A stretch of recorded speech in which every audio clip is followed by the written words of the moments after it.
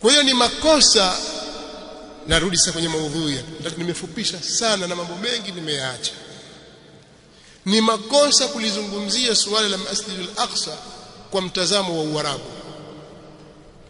Wajua Waarabu wangeungana, ni makosa makubwa kabisa. Palestina, al-ardh al-muqaddasa, al-Masjid al-Aqsa haiwezi kukombolewa kwa Uarabu, wala sio jukumu la Waarabu, ni jukumu la Waislamu. Na ndio maana Mtume sallallahu alaihi wasallam katika wakati wake hakufanya ujasiri wa kwenda kupigana moja kwa moja na Wabizanti au Warumi kabla hajawaandaa watu wake kupambana nao kiimani na kijeshi. Lakini watu walipokuwa tayari, Mtume sallallahu alaihi wasallam alitengeneza watu walisalimisha wenyewe funguo za Masjid al-Aqsa. Wakaona kwamba sisi hapa sio kwetu, tuondoke, sisi hatuwezi kuishi. Ikawapata hofu. Dola kubwa ilikuwa imetawala Ulaya na Ulaya Mashariki, nchi za Kiarabu, mpaka huko Afrika, kaskazini mwa Afrika. Ghala kubwa na hazina kubwa ya Warumi duniani ilikuwa ni Misri. Mali zote za kusanya Misri, kwa sababu Misri ilikuwa iko chini ya Warumi, mpaka Ethiopia, mpaka mwambao wote walikuwa Warumi wana nguvu, mpaka Yemen. Na ndio maana kulikuwa na kina Abraha kule Yemen na ndugu yake Asba kule Ethiopia, Aksum. Kabla hajazaliwa Mtume sallallahu alaihi wasallam, Abraha yupo. Warumi wanatawala Roman Empire na Ukristo uko, kina Najashi. Kwa hiyo walitawala kote kukani kwao, mji dola kubwa latisha kabisa na askari wa ajabu kabisa. Lakini ulipofika wakati wa ukweli, Warumi waliachia al-Masjid al-Aqsa, akapewa Umar ibn al-Khattab radhiyallahu ta'ala anhu, kwa kuwa wale walikuwa wanastahili kukaa pale, Waislamu wa kweli. Kwa hiyo jambo liliendelea hivyo wakati wa masahaba, khilafatu rashida, wakati wa daula ya Bani Umayya. Na Bani Umayya wakahamisha makazi yao, ikawa asima ya daula, capital city ya nchi ya Kiislamu imehamia iko Sham, ikiwemo huko Baitul Maqdis. Wako Sham, Dimashq. Muawiya ameishi miaka yote akiwa iko Dimashq na utawala wa Bani Umayya uko pale. Uislamu kama umepata nguvu na watu wa kwenye ribat. Uislamu kama unakwenda Ulaya Magharibi na Ulaya Mashariki, kwa kuwa ni sehemu moja kistrateji, ni sehemu muhimu sana kistratejia katika jambo la da'wa na Uislamu. Imekwenda hivyo mpaka zama za Abbasiya, mpaka iliyotokea sitakueleza, ikarudishwa tena ikawa iko chini ya Uislamu wakati wa Salahuddin al-Ayyubi, daulatul Ayyubiyya.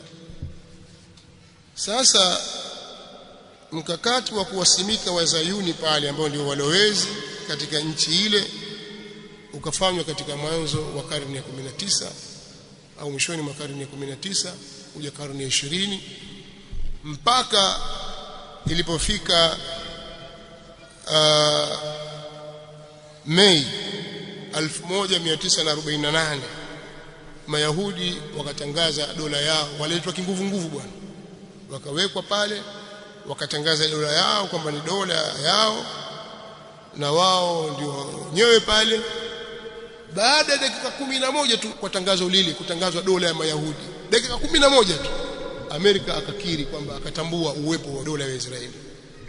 Mei 1948 ndio dola ya Wazayuni yasimikwa kimabavu, kwa sababu ile iko chini ya mahamia ya Muingereza. Sasa wakaiweka pale kimabavu, ikawekwa, wakaunda serikali na kila kitu chao. Walipotangaza baada ya dakika 11, watu hesabu dakika 11, Amerika wanatangaza kwamba sisi tunaitambua dola hiyo. Na pia baada ya hapo wanasema kutambuliwa pia Warusi pia walitambua, walikubali. Ikawa dola hii si rahisi kupambana na Waislamu kwa wakati ule. Kwa hiyo Uingereza walihami, walipoanza kudhoofika jambo lile wakamwachia Marekani. Kwa hiyo uko pale kwa uangalizi wa Marekani na Umoja wa Mataifa. Lakini kila siku ikawa kuna hali ya uporaji inaendelea. Wanajitanua. Kama umeuziwa shamba eka moja, baada ya miaka miwili una eka 10. Umezitoa wapi? Mtajua wenyewe. Anajitanua tu Myahudi. Mwenyewe ajiita Mwisraeli, Wazayuni wanajitanua tu. Wanaichukua nchi ile kimabavu. Swali, je, wao ndio wanastahiki? Je, ni sisi ndio tunastahiki? Kama ni wao, kwa sifa zipi na vigezo gani? Kama ni sisi, kwa sifa zipi na vigezo gani? ولقد كتبنا في الزبور من بعد الذكر أن الأرض يرثها عبادي الصالحون. كما سؤال لبيت المقدس ni swala kiimani. Wajibu wetu sisi ni kufanya nini ili Baitul Maqdis irudi kwenye mikono yetu? Lakini lazima kwanza elimu iwepo kwamba ile ni sehemu takatifu, haifai kunajisiwa na mikono ya walowezi wa Kiyahudi. Ni sehemu maalum kwa ajili ya Waislamu, Uislamu safi kabisa. Je, wakombozi wa eneo lile watakuwa ni wale Waislamu wanaojiita Waislamu wanaomuona Abu Bakar as-Siddiq kuwa kafiri? Wao ndio wataweza kuikomboa Masjid al-Aqsa? Au ni wale Waislamu wanamuona Uthman bin Affan kuwa ni kafiri dhalim na kuuawa kwake ndio kheri kwenye umma huu, ndio wenye haki ya kuikomboa na kuipigania al-Masjid al-Aqsa? Sasa kuna maneno mengi yanazungumzwa na wanaharakati mbalimbali na watu wenye pengine mapenzi ya dini wakilaumu kwamba bwana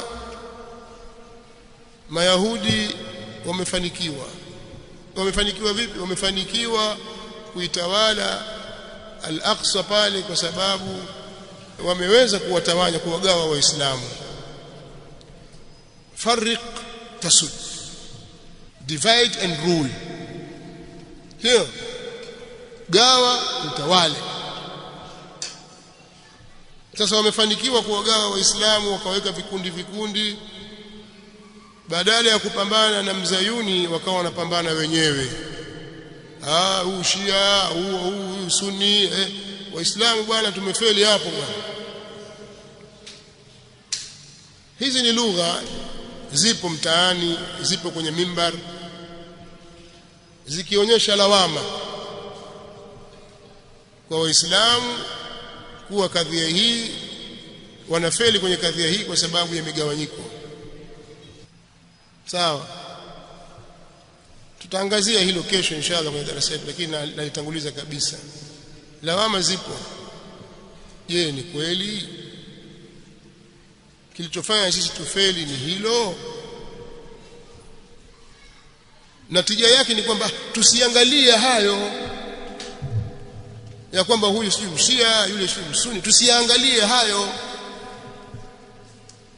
Sisi sote ni Waislamu, tusema la ilaha illa Allah. Hata kuna kiongozi mmoja mkubwa kabisa wa nchi kubwa duniani azungumza, hakuna masala kugawa Waislamu, huyu Sunni, huyu Shia. Hakuna haya ndio tutazorotesha sisi. Hakuna vipi? Hakuna kuwa hayapo kabisa kwenye vitabu, hamna kabisa. Ni uzushi tu umetoka hapa juzi, ni maneno yanazungumzwa mtaani. Au hakuna kwa maana kwamba hatutakiwi sisi kugawanyika, na sababu hizo si sababu za msingi za kumwombea huyu Shia au huyu Msuni, si sababu za msingi. Kwa hiyo Shia sawa, Sunni sawa, ndio maana yake.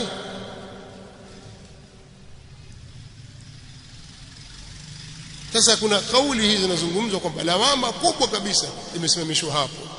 Mgawanyiko umekuja kwa sababu ya ubinafsi. Mambo haya ya mapote, Myahudi kafanikiwa kutugawa.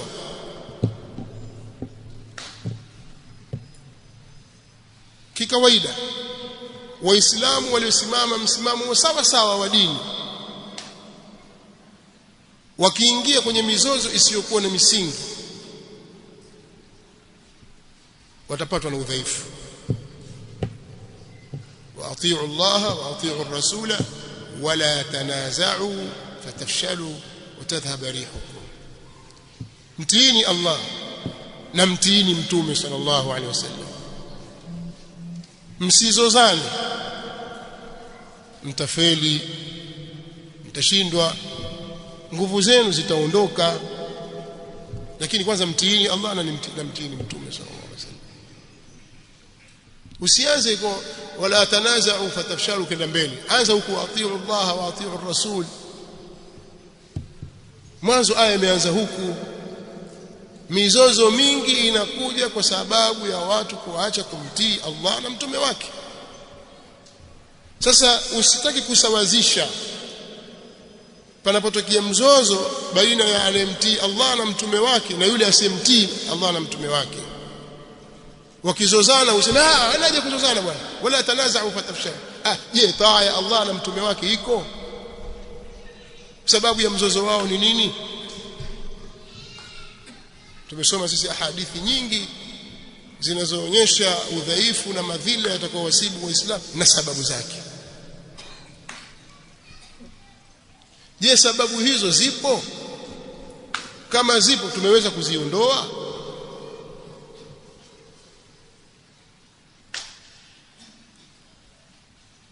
Kwa tusiende kwa jazba, tusiende na hamasa. Ardhi ya Palestina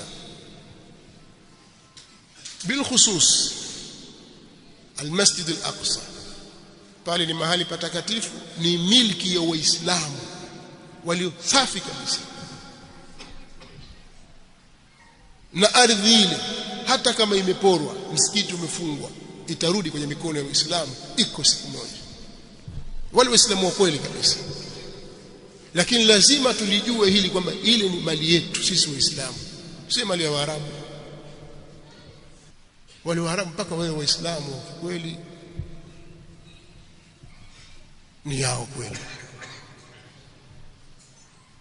Kwa si hati miliki ya mtu fulani.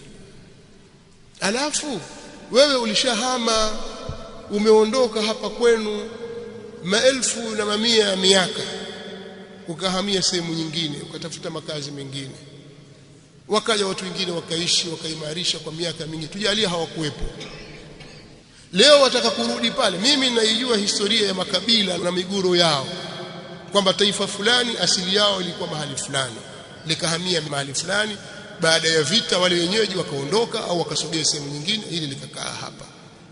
Hawa watu fulani leo ukienda ukitazama Amerika, ukitazama ile ramani yao kwa mujibu wa mataifa yaliyoko Amerika, utaona kuna watu wakiitwa Red Indians, walikuwa ndio asili wa Mexico, kuna ukanda wa Afrika, kuna ukanda wa wazungu wa Uingereza, kuna ukanda wa Wajerumani. Yaani watu wamehamia katika ile nchi, lakini sasa ndio wenyeji wenyeji. Na wengine washakuwa mpaka marais. Hakuna rais kutoka Afrika. Hayuko. Baba tu kwenda kule kutafuta elimu, kusoma, kasomesha, kaacha kizazi, kawa tayari na rais. Ni watu wamefanya kuhamia, wahamiaji. Sasa leo ukawatoe pale, waambie rudini kwenu, hapa kwetu. Waje Wahindi wekundu wasema kwetu hapa. Watafuta malao wewe, utafuta ugomvi. Dunia haipelekwi hivyo. Kwamba zamani, unajua miaka 100 iliyopita babu zetu, wewe watafuta ugomvi. Tumeelewana? Hivyo hivyo nchi nyingi za Ulaya zilikuwa hivyo, wakazi wake hawakuwa asili hapo. Ukienda Uturuki, ukienda Misri, ukienda Algeria, ukienda Morocco, kwani wenyeji wa asili kabla ya Waarabu Misri ni kina nani? Wakipti. Waarabu walitoka wapi? Walikuja na Uislamu, lakini ndio wengi sasa hivi. Nenda Misri waambie bwana Waarabu hapa sio kwenu, tokeni sasa. Nini wapisheni Wakipti? Wewe utafuta vita, dunia haitakalika hii. Wewe nenda katika hii mikoa yote Tanzania hapa, makabila. Kuna makabila yametoka Kongo, kuna makabila yametoka South Africa, kuna makabila yametoka Malawi, kuna makabila sio. Watu wanafanya kuingia. Hawa wametoka, hawa wameingia. Kwa hiyo sisi hatujui kwamba kabila hili limetokea Burundi. hili limetokea Kongo, kwanza tujue hawa wamevuka kutoka bonde la Ufa upande wa Kenya, hatujui historia hizo. Sasa wewe ukitaka kuleta maneno sasa hivi kwamba nyinyi Warangi rudini Ethiopia, mzee Rungo anakwenda Ethiopia, mjua nani? Watafuta vita. Sasa kikanuni tu za kidunia pia mambo hayako namna hiyo. Leo unamleta vipi mlowezi katika nchi, wamkita pale kimabavu, wamlinda, aua, afanye ujeuri kabisa pale na kibri, ana haki hapa nini? Isaka, Yakubu, wewe mjua Yakubu na Isaka. Dunia iko kimya, bali yamsupport yule. Waliamua kufanya dhulma, lakini lengo pia kimkakati zaidi, lengo lao ni kumweka Mzayuni pale kwa lengo la kuudhoofisha Uislamu, kwa sababu katika mipango yao Mayahudi hawa Wazayuni wanasema ramani yao inaanza mto Naili mpaka mto Frati. Watahakikisha maeneo yote haya wanayachukua, yani kutoka Misri mpaka Iraki. Kwa hiyo katikati hapo kuna nchi zote za Gulf zitaingia, ikiwemo Saudi Arabia, Kuwait, Qatar, Bahrain, Emirates, Oman na Iraki yenyewe katika baadhi ya maeneo mpaka mto Frati. Na Yemen pia ni yao, sababu pia Mayahudi walipita huko, na Makka na Madina. Basi Madina Ausi walipokuja waliwakuta wale Banu Qainuqa na Banu Nadhir na Bani Quraidha, kwa kote kwao huko, na walifanya mihawala tofauti ya kutaka kuziteka hizi ardhi tangu zamani. Hata wakati wa Warumi baada ya vita vya msalaba walifanya majaribio, sio hayo tu, walifanya jaribio pia la kuingia Madina, wakalifukue kaburi la Mtume sallallahu alaihi wasallam, alafu watoe mifupa yake, alafu wafanye biashara sana Waislamu. Bwana, sisi tushachukua mifupa Mtume wenu, mtatuachia Palestina, mtuachie, mkituachia tuwapa Mtume wenu. Hilo jambo lipo, limeelezwa na wanazuoni na lilitokea.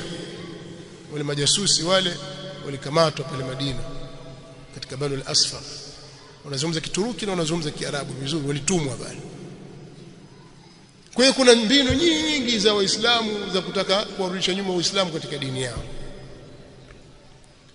Mimi ninavyoamini kwa yakini kwamba jambo hili liko kwa mpito sana, lakini Myahudi hawezi kufanikiwa, sio Myahudi wala sio Mnasara wala sio washirika wao, hawezi kufanikiwa. Lakini ni lazima sisi Waislamu tujitambue wenyewe ni kina nani, tunatakiwa tuwe vipi, basi alafu tuanze kuchukua hatua. Tumeelewana? Lakini haya makundi haya yanapiga kelele Aqsa, Palestina, tusitarajie kutoka kwao kheri.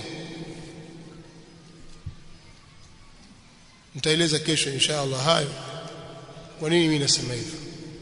Je, Ar-Rafidha ndio tegemeo letu kwamba mshia atampiga Myahudi ili aichukue Aqsa? Kwani mashia wao wanasema Masjidul Aqsa iko wapi kwa mujibu wa vitabu vyao? Ndio ile? Na msimamo wao ni upi? Na kwa nini wao wanalipigania jambo hili? Na hapa habari tu haraka haraka, katika vitabu vikubwa vya Kishia wao wanaamini kwamba Masjid al-Aqsa iko mbingu ya 4. Hamjasikia habari hizo? Iko katika mbingu ya 4 huko. Subhanalladhi asra bi'abdihi laylan min al-masjid al-haram ila al-masjid al-aqsa. Masjid al-Aqsa iko mbingu ya 4. Si hii. Sasa mbona Aqsa Qudsi kuna nini? Kwa nini Mayahudi sasa wapigana na Wairani wa Shia, na nyinyi mwasema kwamba Mashia asili yao ni Mayahudi, mbona wapigana nao sasa? Hizo sio hoja. Naweza kuuliza wewe, kwa nini Ukraine wanapigana na Urusi? Si wote wa Orthodox? Kwa nini ndugu hawezi kupigana? Marafiki hawezi kupigana? Anapigana, mambo yatokea. tuzungumze uhakika wa jambo lilivyo, tusizungumze kwa hamasa na hisia. Si vita viendelea Ukraine leo na Russia, kwani huyu ni Mkristo, huyu Muislamu? Wote wa Kristo. Au huyu labda ni Mlutherani, Mluteri, na huyu ni Mkatoliki? Wa Orthodox. Kuna maslahi, wamepishana, wapigana. Lakini sisi Waislamu sisi tukakaa tukaweka matumaini yetu kwamba eti kuna nchi ya Kishia itakuja kukomboa Aqsa. Never, abadan, haiwezi kutokea kitu kama hicho. Tusahau kabisa jambo hili. Kwa hiyo tujue tu, kwa sababu hitimisho ni kwamba tutakuja nini Waislamu tufanye, na tumekwama wapi na tufanye nini ili hali irudi katika usawa wake, mambo yapite katika mapito yake. Si hivi. Tumefeli wapi, tumekwama wapi, ufumbuzi wake ni nini? Hilo ndio jambo la msingi sisi kufahamishana. Lakini maneno mengine yoyote itakuwa ni propaganda zisizokuwa na faida yoyote. Kwa hiyo Bani Israila ni ukoo wa Nabiiullah Yaqub. Hawa Mayahudi wanajinasibu wengi wao ni Makhazar na mataifa mengine, wala hawanasibiana na Bani Israila. Moja, Mayahudi, Uyahudi ni dini, ni wafuasi wanaojifanya wanamfuata Musa alayhi salatu wassalam. Lakini kwa kuwa mafunzo ya Nabiiullah Musa alayhi salatu wassalam wameyapotosha, wameyaharibu, hawasilihi kupata zile sifa walizopata wafuasi wa Musa alayhi salatu wassalam. Kwa hiyo Palestina au Masjid al-Aqsa haiwezi kuwa yao. Kilichokuwepo ni uzayuni, mambo ya siasa ya kutaka kuwaweka watu kimabavu na kuwakalia watu kimabavu na kutaka kupitisha agenda zao za siri kwa sababu ya uadui wao walionao dhidi ya Uislamu na chuki zao walizonazo dhidi ya Waarabu na mataifa yale ya Kiarabu na uchu wao walionao juu ya utajiri uliopo katika nchi za Kiarabu. Basi hakuna kitu kingine. Tumeelewana? Kama alikuwa tafuta sehemu ya kuishi, ungewapeleka Kongo, kuna msitu, kuna eneo utembea hata siku 3 hakuna mtu. Wabwage huko wale matunda basi. Lakini wana mpango wao wa kimaalum, mkakati kwa ajili ya kutaka kudhoofisha Uislamu. Tusipojitambua tutamalizwa sisi. Nasallallahu lana wa lakum al-afiyah wassalam. Hapa swali limekuja pamoja na kwa msikiti huu ni mtukufu. Je, kuna jambo jingine ambalo katika msikiti huo katika nchi hiyo au katika nchi hiyo inayopelekea hao watu waovu kupenda zaidi msikiti? Yaani katika mambo yanayovutia zaidi ni kwa ardhi ile, ni ardhi ya mitume. Jambo likizungumzwa kidini la fanana, yani kwa sababu ni ardhi tukufu waliopita mitume wengi wa Allah subhanahu wa ta'ala, wamepita katika ardhi ile takatifu. Mataifa mengi ya kale makongwe yamepita katika ardhi hii na mitume watukufu, na kuna alama nyingi za kihistoria.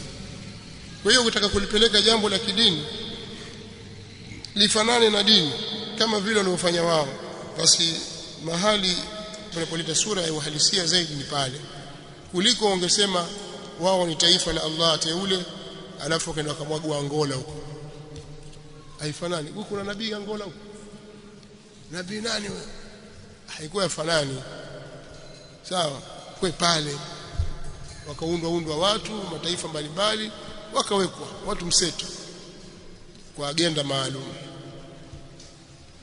Umefahamu? Kwa hiyo kuna sababu miongoni mwa hizo ni hiyo, kwa ni ardhi ya mitume, ardhi ya wahi, ardhi ya vitabu.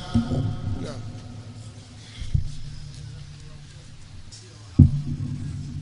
Naam.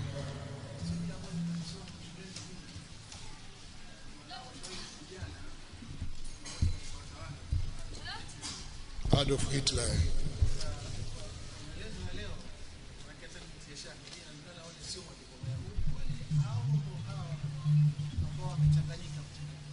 Ndio mchanganyiko. Alafu ni watu wakorofi pia. Sikutaka kueleza mambo mengi na maisha yao walipokwenda katika ulimwengu na ukorofi wanaofanya, ni watu wa ukorofi. Kwa hiyo hizo stories za Hitler pia ni stories za kutengeneza nyingi sana. Yaani kuna mambo mengi yametengenezwa. Si mambo ya kweli sana, yani hana ukweli wa hivyo. Unajua uko shule ni mdanganywa sana. wenyewe mjui. Allah waongoze vijana wetu kimwadanganywa sana. Alafu maskini wala hamna namna ya kujikomboa kujitetea kwamba hapa sasa mimi nadanganywa. Sio wakati mwingine akajua huu uongo, lakini ngoja twende kwa sababu ndio jibu naitoa. Wewe waona mkweli, kaa pale utingisha kichwa, waona kwamba sasa ukizungumza mbele za watu fact nini? Uongo mtupu wazungumza. Tosha. Subhanakallahumma wa bihamdika.